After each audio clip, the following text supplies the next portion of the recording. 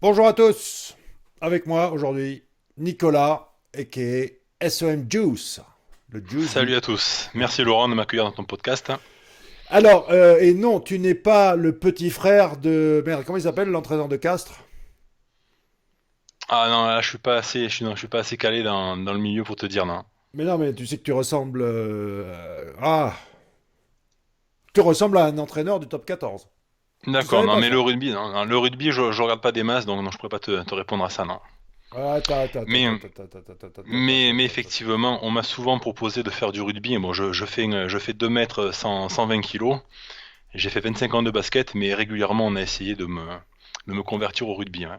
Christophe Urios. Va dans Google et va googler Christophe Urios. D'accord, bah écoute, Urios. Et tu vas voir si...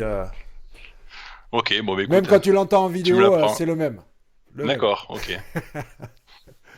Lui, il a des Ok, cheveux encore, mais c'est le même que toi. ouais, les cheveux, moi, j'en ai beaucoup moins. Alors, Nico, toi, ton parcours est assez singulier parce que tu étais déjà arrivé, je veux dire, au sein de la communauté PrestaShop et WordPress, tu avais déjà ta place, tu étais déjà bien arrivé. Et puis, tu as fait reset pour partir, comme on dit Pas, en pas anglais, vraiment un left reset, field. c'est plutôt, on va dire, un glissement. J'ai longtemps bossé donc dans la création web, l'optimisation de sites à base de WordPress et de PrestaShop. J'ai longtemps bossé là-dedans sur la partie on-site. Et puis au fil du temps, bon ben, en arrivant un petit peu au bout des optimisations on-site, je me suis intéressé aux liens. Et puis c'est comme ça que je me suis intéressé à la partie off-site et dirigé sur la partie référencement off-site et proposer des prestations globales en termes d'optimisation on-site et off-site. Voilà. Mais WordPress et PrestaShop, ça a été la base. Et au fur et à mesure, j'ai glissé dans le référencement et plus particulièrement après dans la partie off-site, les liens. Ouais. Ce qui t'a, c'est surtout, je me rappelle, ouais, de cette discussion où, bon, ça c'était avant que t'aies formalisé le projet SEM Juice, où on parlait de liens et et la problématique. Donc, parce que soyons pas des bisounours, hein, arrêtons de dire que pour certains sites c'est facile de choper, de faire du super contenu et que les liens vont venir tout seuls. D'accord? Tout à fait. Ouais, Ça, ouais. c'est quand même le langage de. C'est ce que dit Google. Fais du super contenu et le reste suivra. Sauf que dans la réalité, t'entends Google Home qui a entendu qu'on parlait d'elle là. Euh, oui, me surprend des fois. Il faut que je pense à l'éteindre ce truc parce il écoute 24 heures sur 24 quand même. Exactement, tout à fait. Ouais. Ouais. Et puis en plus, moi je les ai tous. J'ai Siri, j'ai Google Home, j'ai Amazon Echo pour étudier la recherche vocale. Mais bon, revenons à ton cas particulier parce que, ok, faire des sites pour des commerçants, des machins, si tu veux, soit tu vends le site et tu dis je vous vends le site, c'est tout, et Mhm. après, t'as pas marqué dans le cahier des charges visibilité. Bien sûr. Ouais. Ouais. Ou alors effectivement, quand on doit s'attaquer à la visibilité de cette typologie de site, faut pas se la raconter. Il n'y a pas 250 000 solutions. Ouais, tout à fait. Et moi, ce qui se passait, c'est que mes clients, je leur vendais un site optimisé en partie on-site, hein, c'est-à-dire une structure technique correcte. Je les coachais sur l'intégration des contenus, etc., faire attention à toute cette partie-là. Et la partie off-site, ben, je leur dis, bon, maintenant, voilà, il faut générer du lien. Il y a différentes techniques de link betting. J'ai un article sur mon site que j'avais écrit justement par rapport à ça, où j'expliquais toutes les techniques de link betting qu'ils pouvaient faire pour générer ben, du lien et de la visibilité vers leur site, hein, travailler la popularité. Et puis ils étaient livrés un peu à leur propre sort et je me rendais compte que finalement tous, eh ben, ils étaient déjà d'avoir lancé leur boutique, d'avoir rédigé toutes leurs fiches produits, d'avoir commencé un petit peu à faire de la communication, d'avoir commencé à travailler les réseaux sociaux. Quand ils avaient fait cette partie-là, rajouter encore une couche et repartir sur la partie lien popularité, personne ne le faisait. Et au bout de 6 mois, un an, ils avaient toujours 2, 3, 4, 5, 6, 10 backlinks maximum. Très peu de popularité. Et j'ai commencé à proposer à certains de m'occuper de cette partie-là, de leur générer quelques premiers liens.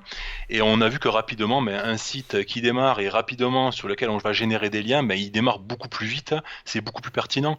Et quand on arrive à proposer des liens à un client autour d'une cinquantaine d'euros, qu'on lui explique qu'on s'occupe de la rédaction, de la stratégie pour justement trouver les bons Mm. sites, travailler les contenus, les encres, etc. Bon, mais les marchands, ils m'ont dit de suite, ok, ils m'ont dit, ok, tu t'occupes de la stratégie des liens, il n'y a pas de problème, combien ça coûte, on fait. Et quand c'était dans des tarifs assez cohérents, j'avais des clients qui me disaient oui, on en est partant et on fait. Donc j'avais 2 clients sur 3, on va dire, 2 clients sur 3 qui voulaient des liens après la mise en place de leur site. Et donc, de ce besoin perso, après, tu as basculé en disant, bon, ben, je vais le proposer au grand public. C'est souvent d'ailleurs comme ça que se font les meilleurs outils ou services, hein. C'est C'est, quand on a un c'est, besoin perso ouais. qui se... C'est plus que j'avais besoin d'un outil perso et que cet outil-là, je me suis dit, bon, quitte à le créer, autant le proposer. Je travaillais avec mon document Excel, avec SEO Observer pour regarder un petit peu les sites. J'avais mon document Excel où je centralisais par client tous les liens que je déployais, où je contrôlais ce qui avait été posé, etc. Je leur faisais un rapport sur les encres, sur le nombre de mots par article, etc. J'allais chez Monitorrank pour justement mesurer donc le positionnement, et à chaque fois il me fallait collecter toutes ces données-là, les réunir après ensemble et faire après le rapport au client manuellement tous les mois. Donc ça me prenait pas mal de temps. J'étais vachement limité parce que je travaillais avec les réseaux de sites des copains. Moi j'ai quelques sites aussi, les réseaux des collègues, et j'étais un petit peu limité dans les choix. J'avais pas forcément des sites toujours très très bien thématisés. Et je me suis dit, bon, voilà, je rêve de l'outil parfait. On en a discuté ensemble, hein, on en a longtemps discuté ensemble, et c'est toi qui m'as dit, écoute, ce que tu veux, ça n'existe pas, vas-y, fais-le. Et c'est comme ça, oui, à force de me le répéter une fois, deux fois, trois fois, je me suis dit, bon, mais oui, effectivement, il y a un besoin, moi j'en ai besoin, d'autres personnes en auront besoin également, donc autant lancer quelque chose avec de la stratégie derrière. C'est ce qui manquait sur le marché actuellement. Il n'y avait pas de plateforme qui te prend par la main et qui te dit, ok, voilà, vous avez tel site, voilà, on va regarder comment le site est optimisé aujourd'hui. Est-ce qu'il est suroptimisé? Est-ce qu'il faut désoptimiser? Est-ce qu'il faut revoir certaines choses? Et accompagner les personnes dans la bonne optimisation, rester dans des choses naturelles, ce que veut Google. On ne va pas suroptimiser les sites et ça fonctionne bien, voilà. Et ça c'était un besoin perso, et pour mes clients, et que j'ai développé grâce avec 2 associés et qu'on a réussi à proposer après au Mm. grand public, quand même. Parce qu'après, les autres, je les connais aussi, hein, tous. Certains, c'est très très bons potes. Sauf que il y a un truc que je peux dire, que je valide, c'est que toi, non seulement on en a beaucoup parlé, et puis en plus, ouais, t'es dans mon programme de formation, etc. Je peux quand même valider de quoi t'es fait du point de vue de la mentalité, de l'approche, etc., de Hmm. la stratégie. Ça ne veut pas dire que les autres font pas bien, etc. Par contre, il y a une chose de sûre et certaine, c'est que moi je valide à 2000% ta vision de l'approche du netlinking, de l'analyse, et puis en plus, oui, j'ai bien vu Exactement. le résultat, quoi, tu vois. Hmm. C'est tellement important de, de la valeur ajoutée que tu approches qui est de simplifier cette tâche du netlinking, parce que c'est ça. Mhm. C'est tout simplement proposer une prestation en plus, c'est-à-dire c'est une prestation que l'on vend. Cette prestation est incluse dans notre offre par défaut, c'est pas un supplément. C'est-à-dire n'importe quel client qui vient chez nous, on va regarder un petit peu ce qu'il veut acheter comme lien et comment il va optimiser son site. Et on a un droit de regard là-dessus. Si ils partent sur quelque chose qui n'est pas cohérent, on les informe, et ça évite d'acheter du lien à l'aveugle. Enfin, on ne vend pas du lien, c'est-à-dire un client qui vient chez nous acheter X liens. Et ça m'est arrivé, hein, ça m'est arrivé il n'y a pas très longtemps. Il y a une personne qui m'a acheté 20 liens, 20 petits liens, donc de type raisin chez nous, que l'on vend une quarantaine d'euros. Et il a mis, le site était tout nouveau, il a mis 20 encres optimisées. Et là, je l'ai appelé, j'ai dit attention, là le site il est tout nouveau, il y a 0 lien qui arrive dessus. Faire ça, c'est très dangereux. Alors j'ai un peu expliqué comment ça fonctionnait, et on a optimisé son site sur l'URL, le nom de marque, et on a mis quelques encres optimisées par-ci par-là, mais on en a mis très peu. Et parce que c'est ce qu'il faut faire en fait. Et là, comme il voyait sa stratégie à lui, enfin il n'y avait pas de stratégie, mais comme il voyait son référencement en termes de netlinking, bon, mais c'était pas bon, c'était pas bon. Mais c'était un manque de communication, un manque d'information en fait. Ouais. Et puis, ce que j'aime bien aussi, c'est cette histoire de. T'as bien compris, moi, ce qui me gêne dans le mot PBN, c'est le B de blog. Voilà, on que essaye d'avoir une mixité de sites, que ce soit en termes de CMS, donc on a beaucoup de WordPress, parce que WordPress ça représente une majorité du web, mais on a du Magento, on a du Drupal, du Joomla, du ouais. PrestaShop, on a même des forums, et j'ai même des clients qui ont des forums, et on va poser un lien sur un forum, en créant un nouveau topic, etc. On essaie vraiment d'avoir une mixité de liens, et chaque stratégie, on essaye de ne pas publier, l'algo le détecte, donc on essaye de ne pas publier différents liens pour un même client sur un même réseau. C'est-à-dire, on a, je ne sais pas combien de partenaires, mais des centaines de partenaires qui ont eux, plusieurs sites. Et on ne va pas mettre deux mêmes liens pour un même annonceur sur deux sites d'un même Mhm. partenaire pour éviter justement toutes les footprints, les fameux PBN, hein. Ouais. Ça peut être le CMS, un WYSIWYG, une IP, etc. On évite vraiment, voilà, toutes ces empreintes-là en arrosant un maximum sur nos partenaires. Tiens, en parlant de ce fameux algo, ouais, l'histoire est quand même jolie. C'était donc à 10 minutes de chez moi ici. Lendemain de cuite, quoi. Toi au Coca-Cola, donc t'avais moins mal à la Oh, tête en que, plein régime, Coca zéro, ouais. J'étais en plein régime à ce moment-là, ouais. mais effectivement, sur une table de resto, à dire, d'une feuille blanche, non, t'avais déjà préparé deux, trois trucs, J'avais préparé quelque chose et tu m'as affiné pas mal de choses en fait, hein. Tu m'as et on a rajouté dit, pas mal de c'était le critères. point de départ de l'algo. Moi, je l'ai vu avec ouais, une feuille de papier comme ça, avec un crayon. Et puis, ben, raconte-moi la suite alors de comment ça s'est passé après. Ben, après avoir vu les différents points qu'on pouvait intégrer à l'algo, en sachant que nous, bon, moi, je suis pas trop fan comment dire, du trust flow. Le trust flow, on en tient compte, mais je ne mesure pas la qualité d'un site via le trust flow. On préfère vraiment la visibilité, le positionnement. Mm. Donc, on voulait créer un algorithme qui soit capable d'évaluer tous les sites de notre catalogue. C'est-à-dire un partenaire qui vient inscrire différents sites chez nous, il fallait qu'on puisse évaluer son site, lui dire, ben voilà, il correspond à telle offre, de façon à ce que ce soit homogène, que tous les sites d'un même niveau et les mêmes métriques. Donc l'idée de mettre en place un algo, c'était quelque chose qui me tenait un petit peu à cœur pour avoir quelque chose de vraiment d'en place et correct par rapport à tout le monde. Et ben, quand je t'en ai parlé, c'était vraiment une ébauche, hein. J'avais noté quelques petits points. Je savais pas trop comment on allait tourner. Je voulais vraiment axer donc ça sur le positionnement. Donc on a mis en avant l'API de SEMrush par rapport à ça. On a également l'API de SEO Observer pour également les domaines référents, le trust flow, citation flow, etc. Mais on voulait pas tenir en compte que de ça. On a vu ensemble pas mal de choses. Bon, l'algo, j'en parle pas trop parce que je veux pas trop qu'on essaie de le manipuler. Donc je vais pas dévoiler tout ce qu'on a fait sur l'algo pour éviter que les partenaires le manipulent pour essayer d'avoir de meilleures notes. Non, Mais c'est plus le mais cheminement, tu vois, qui m'intéresse ouais, que qu'est-ce qu'il y mais a dans l'algo. Ouais, et donc après ce week-end en Andorre, je suis rentré chez moi, j'ai essayé de mettre des coefficients un petit peu à tout ça. On a fait des tests, hein. On avait donc déjà une base de sites partenaires déjà inscrits sur le site. On a appliqué donc différents paramétrages à l'algo et à chaque fois on testait pour avoir quelque chose de cohérent. Une fois qu'on a eu quelque chose de cohérent, mais ça a été, je sais pas, peut-être une trentaine ou une quarantaine de tests pour arriver à vraiment avoir quelque chose qui soit cohérent au niveau C'était des notes. combien de mois de L'algo, dev? l'algo, c'est 4 mois. C'est 4 mois. C'est pas que du dev, parce que c'est le développeur a peut-être mis un mois et demi donc à le développer. Mais derrière, ça a été les réglages, parce qu'il y a Ouais. le réglage des différents coefficients, c'est-à-dire combien de points on donne au Trustflow, combien de points on donne au SEMrush, au nombre de mots-clés positionnés, etc.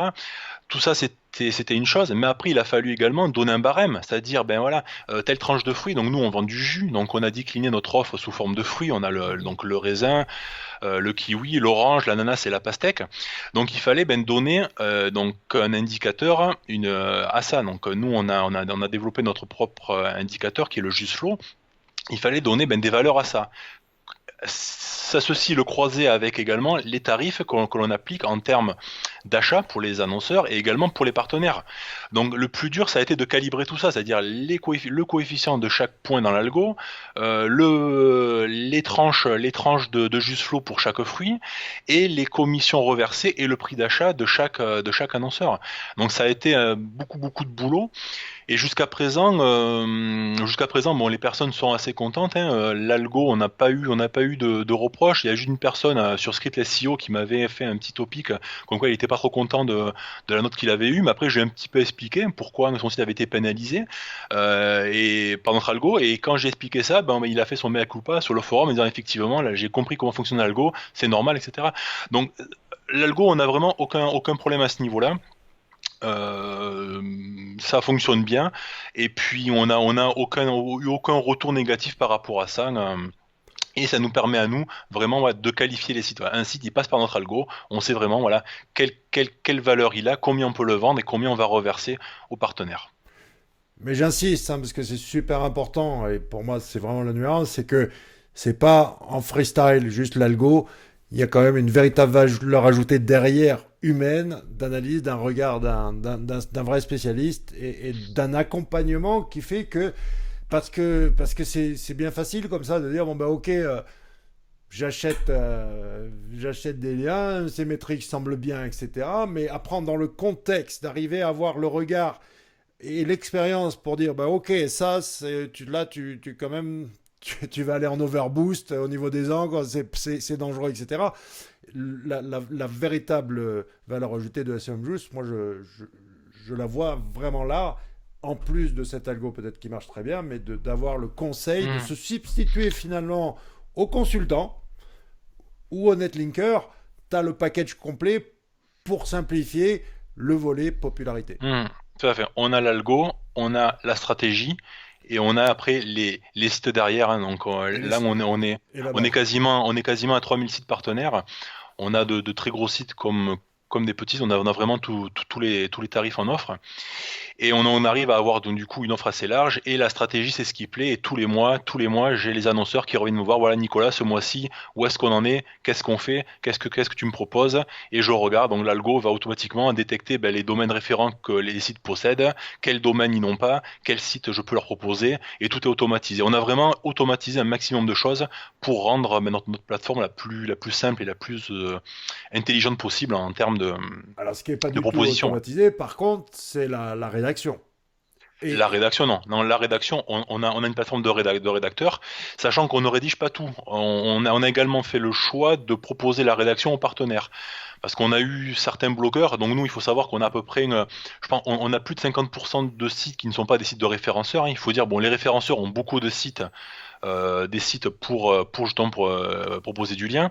Mais on est allé chercher également les blogueurs. On a fait énormément de démarchage. On a rentré vraiment quasiment 3000 sites en très peu de temps.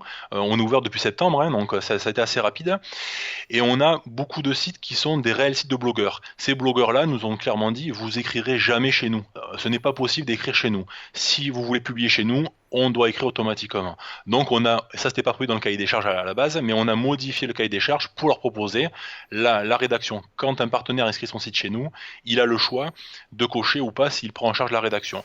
Ils ont également le choix d'accepter ou pas par défaut les publications. mm, C'est-à-dire, tu peux avoir des sites chez moi, je vais te proposer un site, tu vas avoir le brief annonceur, tu vas avoir également le nombre de domaines qui veut recevoir un lien, et on va te proposer ce site-là. Tu peux refuser ou pas la proposition. On ne t'impose pas de publier automatiquement ce que l'annonceur demande. Et si tu refuses, automatiquement, l'algorithme va reproposer un nouveau site équivalent, etc. Et en boucle, voilà. Donc ça a été un travail aussi important, mais pour répondre à un besoin. Mais voilà, si les partenaires, les blogueurs ne rédigent pas, on a une équipe de rédaction derrière qui va rédiger.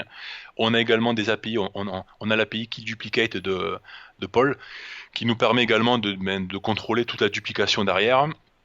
On a une banque d'images intégrée directement sur la plateforme pour avoir des images diverses et variées. On intègre également de la vidéo dans les articles. On essaie de proposer du 500 et du 1000 mots. Le 1000 mots, bon, est plus qualitatif. Il est plus riche. Hein. On met au minimum une photo et une vidéo dans les articles de 1000 mots. Et bon, Google viendra plus facilement crawler un article qui sera de 1000 mots qu'un article de 200, 300, 400 ou 500 mots. Donc voilà, on vend à peu près 80%, à 80%, on vend du 1000 mots. Et ces articles de 1000 mots viennent aussi mm. enrichir un petit peu les sites partenaires. Ouais.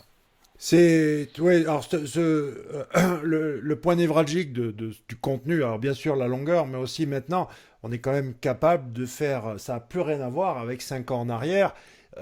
Quand je repense à ces sites de Ah, CP de l'époque ah oui. et le contenu qui était propulsé là-dessus, c'est le jour et la nuit. Alors, à la limite, moi je dirais merci Panda, merci Pingouin d'avoir un Mais peu tout mis de à fait. l'ordre. Parce Tout à fait. Parce que que, ouais, tout à fait. Si Google Panda et Penguin n'était pas sorti, nous on serait pas là.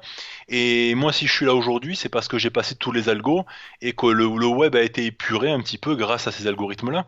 Et on va dire, ce sont les meilleurs qui restent, hein, en termes de SEO, même en termes de les propriétaires de sites, hein, n'importe quel blogueur, etc. Bon, mais s'ils sont restés dans le droit chemin, qu'ils ont fait les choses correctement, qu'ils ont correctement bossé leur SEO, ils sont toujours là. Donc ça a permis de vraiment épurer le web et nettoyer tout ça. Et pour en revenir au Mais attends, PBN tout à juste l'heure, une seconde. Il faut enlever, parce que n'oublions pas que vous pouvez chercher un billet qui s'appelle, alors si vous cherchez Infowar Google, la guerre psychologique de Google, hein, ils ont utilisé des armes de guerre psychologique militaire pour faire régner la terreur auprès des webmasters et bien que sûr. plus de liens, alors que, arrêtons 5 minutes, tout le monde le fait, tout le monde vend du lien, tout le monde achète du lien, Oui, c'est un secret de polichinelle. ils ont stoppé une hémorragie, c'est-à-dire Ouais. avant tu achetais les liens en quantité, c'est-à-dire tu filais 50 euros à un russe, il te déployait 500 liens et tu passais devant tout le monde. C'est fou, Donc Extramer, on pouvait faire 2000 liens à la minute. voilà, mais voilà, donc c'est pour ça, c'était tout n'importe quoi, donc il a fallu stopper ça. Ouais. Et là, on parlait du PBN, le PBN, ça va être pareil. En termes de PBN, il y a tellement de sites.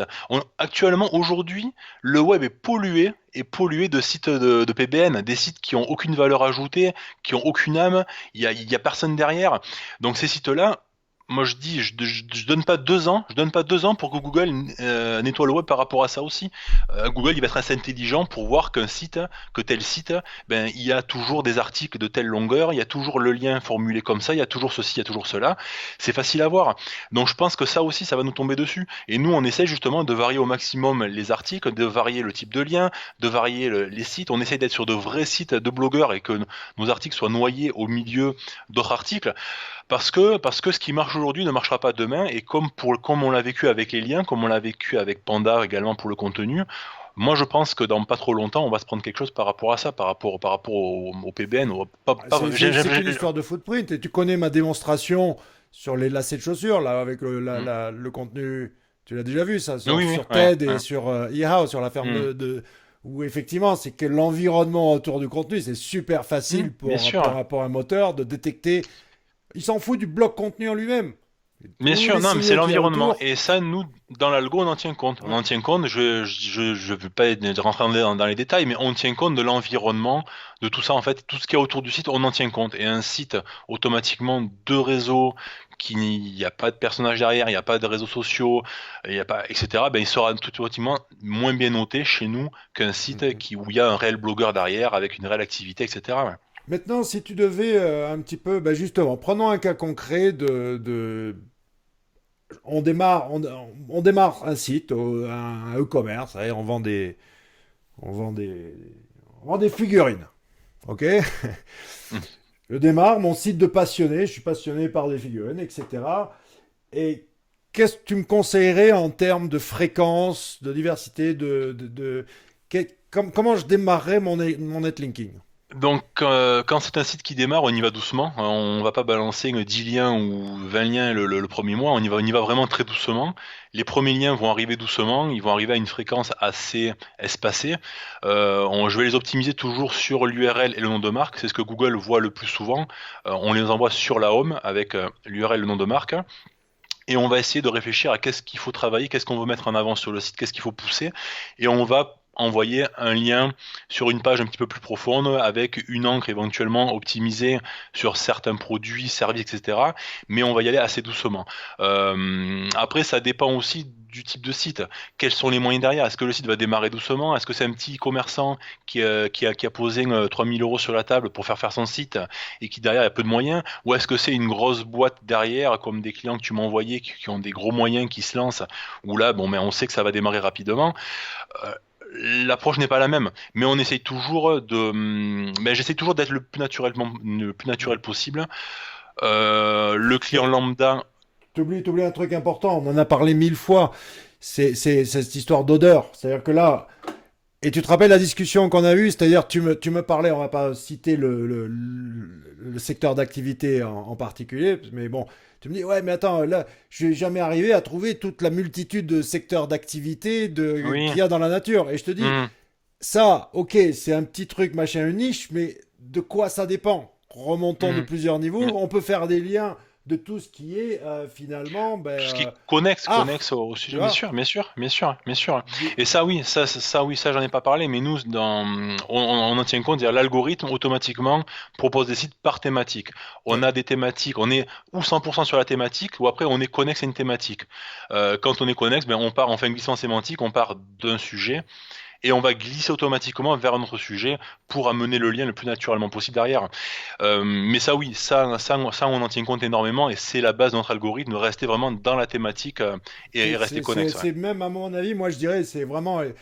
Et ça va par requête par requête. On voit bien que si tu le competition checker machin là sur SO Observer, tu tapes des requêtes, tu vois bien, va taper rachat de crédit, pouf, ils sont tous là, business Hmm, machin, d'accord. Et je bien me sûr. Ouais. rappelle, j'ai regardé hier, et il y en avait un qui était bleu, qui était Health Nursing, et il y a quelques semaines, et j'ai dit, celui-là, il va dégager. Et là, boum, ça y est, il est Ah oui, bien tombé. sûr, bien sûr. Ouais, ouais, ouais. Si t'es Non, pas. il faut rester dans la thématique. Ouais. Mais ça, j'en parle pas, mais c'est la base. C'est-à-dire, aujourd'hui, tu ne peux pas vendre du lien hors thématique. Tu es obligé de rester dans la thématique ou de rester dans une thématique qui soit connexe. Si tu n'es pas là-dedans, Après, automatiquement, tu ne fites pas de lien. Ouais. tu vas leur refuser le gros lien tu vois, Oui, mais Presto ça sera, 98, tu vas le oui, prendre, mais s'il est mais ça dilué sera dans le un reste, lien. ça va, quoi. Exactement, ça sera un lien, tout à fait, ouais, tout à fait. Ouais, ouais, ouais. Mais c'est ça, ouais, ouais, si. Écoutez, ça, hein, vraiment. Qui est en relation avec quoi et pourquoi? C'est le cocon sémantique, c'est là, sur la page, en dehors de la page, mais maintenant on en est. Mm, On parle de l'environnement autour d'un site mm. et à terme, on peut encore faire un peu n'importe quoi, ça dépend des requêtes, mais il y a certaines requêtes et petit à petit, toutes les requêtes vont être complètement encadrées comme ça. Si tu renifles pas la bonne odeur, Mhm. en brute force, avec la force du PageRank, tu pourras éventuellement monter, et jamais tu resteras. Dès que Google va. Alors, Mm. on a la chance que les temps de calcul sont un peu longs, donc effectivement, ça peut durer quelques mois, mais ça se voit dès que t'es pas dans la bonne odeur, La bonne t'es thématique, le ouais, premier à ouais, ouais. dégager, hein. Mm, mm, Ce mm. qui permet aussi, sur certaines niches, d'éduquer Google. C'est-à-dire, tu peux faire glisser Google vers telle odeur, justement, grâce au cocon sémantique, grâce au lien. Mm. Tu peux arriver à le calibrer. Mais il y a même des thématiques qui sont énormes, hein.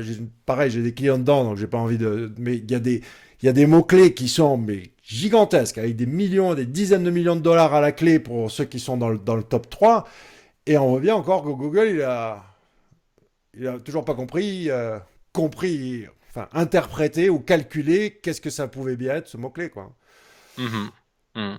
Et pour les cocons, justement, quand j'ai des clients qui ont des gros clients, du coup, où on part avec un nouveau site avec un cocon, en général, on balance toujours à peu près 25% des liens sur le cocon. On essaie de rester 50% des liens donc sur la page d'accueil, optimisé donc sur la marque et l'URL, 25% des liens dans des pages internes, en restant sur des encres très larges ou l'URL, et on n'envoie que 25% des liens sur le cocon. Et en général, c'est ce qui fonctionne bien. 50% l'accueil, 25% interne et 25% cocon. Parce que quand même, hein, puisqu'on parle du sujet, le cocon sémantique, c'est très bien, mais je dis toujours, un cocon sémantique sur un site PageRank 2 ou sur un site PageRank 6, c'est pas la même, hein. Bien sûr, bien sûr. Mais par contre, ça booste un site. J'ai démarré il n'y a pas très longtemps justement le site, un petit WordPress d'un prestataire lambda et on intégrait donc un cocon sur son site hein, et le démarrage du site mais c'est énorme, le site il monte en flèche, c'est impressionnant, chaque mois c'est 300% de plus en visibilité, en positionnement, etc. Parce qu'il y a un cocon derrière de 100 pages qui fait vraiment le job et c'est grâce au cocon que le site monte. Si le cocon n'était pas là, si les liens n'étaient pas là, ça serait beaucoup plus difficile. Mais quand on associe le cocon et les liens derrière et que c'est correctement fait, organisé, ça fonctionne très bien. Ouais. Ben, rappelons qu'on essaye de répondre à une seule question. C'est de la part de Google, ok, de quel droit, pourquoi je mérite d'être intéressant, tu vois, qu'est-ce qui fait que effectivement Google va dire bon ben ce site, d'abord cette page traite bien le sujet, ensuite derrière cette page il y a tout un ensemble de pages, et puis Mhm. ensuite derrière ce site il y a tout un ensemble de liens qui font que c'est pas mystérieux. Après c'est plus Bien sûr. facile à Hein. dire qu'à faire, Mhm. mais de lui expliquer, de dire et puis c'est que de l'algo de dire bon ben ouais ok x paramètres mis bout à bout font que j'arrive à expliquer à Google que ouais, c'est moi qui mérite, c'est moi, je te dis bien Cette place-là, bien de sûr. quoi je parle, Et, quoi. Et c'est comme ça que des nouveaux sites arrivent à se positionner sur des requêtes qui sont un petit peu concurrentielles et où le site débarque rapidement, boum, il chope la 12e position, boum, il passe en 8, boum, il passe en 6, 5, 4, 3, 2, et puis voilà, donc il arrive à monter rapidement. Et ça, sans un cocon et sans lien derrière, le client, c'est pas possible. Il aurait aucune visibilité comme ça s'il n'y avait pas un cocon et des liens derrière. Bon, par contre, comment Mais tu gères parce qu'aujourd'hui, c'est super lent, hein, Google. Faut dire que moi, je vois 3, 4, 5, 6 mois avant qu'il y ait quand même action-réaction. hum, hum. Comment tu traites ça? C'est pas évident parce que les clients, lorsqu'on leur vend un lien, à la fin du mois, ils veulent voir les résultats. Donc on leur explique toujours qu'il y a un temps de décalage. Et effectivement, comme tu dis, Google est de plus en plus long à interpréter les choses. Après, tout dépend des sites. Il y a quand même des sites où c'est assez rapide et des sites où c'est plus ou moins long. Donc ça, je sais pas Et des comment on peut requêtes le. aussi. Oui, et des requêtes aussi. Donc, alors nous, ce qu'on a fait, c'est qu'à la fin de chaque campagne, on a un rapport qui est fourni à l'annonceur. Ce rapport va reprendre tout ce qu'on a posé, donc les sites partenaires, les liens qui ont été posés avec les URL, les mots-clés travaillés. Il y a également donc les justifs des sites. Il y a toutes les informations par rapport à la campagne. Et ce rapport, on le garde pendant 3 mois, c'est-à-dire toutes les semaines, le rapport se met à jour toutes les semaines pendant 3 mois. Et ça nous permet de voir l'évolution. On a également donc l'API de Fabien de chez Monitorank et on monitore également les positions et on voit qu'on arrête la campagne par exemple là on est le 24 janvier donc on arrête la campagne au 31 décembre et on va voir qu'on va toujours progresser pendant par exemple 2 mois mais voilà c'est pas à l'instant T et c'est pour ça que bon les clients il faut leur expliquer qu'aujourd'hui on travaille une campagne tel mois, que demain on en refait une, que le mois d'après on en refait encore une, mais que tout ça on va peut-être le voir Ouais. réellement dans 6 mois, voilà. Ouais. Et donc ça c'est un petit peu difficile à leur faire comprendre, mais bon, ça fonctionne bien. Bon, mais en tout cas, ce que je vois leur tourne. Moi, je trouve que c'est aussi courageux de ta part, parce que la boîte tourne, machin, tout ça va bien. Et puis là, hop, tu te remets en danger, tu recommences à zéro. Et puis il y a Ouais, c'est un nouveau défi, ouais. Un nouveau défi et- d'arriver sur un secteur où il y a déjà des gros acteurs et à se positionner et à faire la différence avec une offre différente. Ouais. Mais je suis en même temps que toi, hein. Rappelle-toi, moi, je démarre sur l'anglais. Personne ne me connaît, quoi. Et je suis Mm. là à cravacher, à essayer de.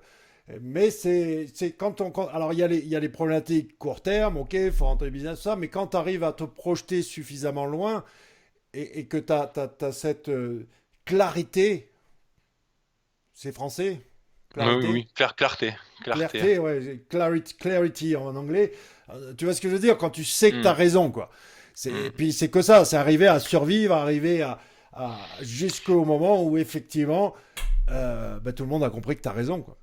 Voilà, mais après jusqu'à présent, ce qui est motivant, c'est qu'on a ouvert, c'était pour le SEO d'Awade à Toulouse, donc c'était fin septembre, donc Ouais. je crois autour du 24, c'était autour du 24 septembre aussi, il me semble. Donc ça fait octobre, novembre, décembre, janvier, donc on est ouvert depuis 4 mois. On commence à être connu. On a quasiment 3000 sites sur la plateforme.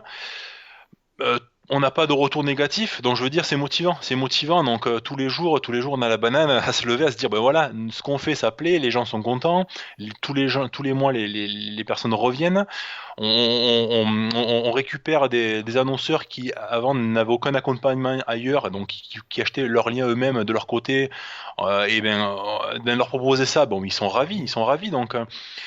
Non, voilà, on Ouais. répond, on répond vraiment à un besoin, on a un accompagnement que personne ne fait à côté, et ça, je pense, c'est ce qui fait la différence, et c'est ce qui plaît, et ce qui fait qu'on existe et qu'on a de l'avenir, je pense, ouais. T'as cliqué sur le lien que je t'ai envoyé? Non, attends, je vais cliquer. Pas sur les images si ça y est pas déjà. D'accord, ok, ouais, ok, ouais, il est un peu plus carré que moi quand même, hein. Mais tu l'écouteras en vidéo, tu vas voir, je te jure, D'accord, tu vas ok, dire, ah ouais. putain, c'est pas Ok, possible. d'accord, bon, ça marche, j'irai voir ça, ouais. Bon, écoute, Nico, Mais écoute, merci beaucoup, ben, et puis à très bientôt. ciao! Ciao.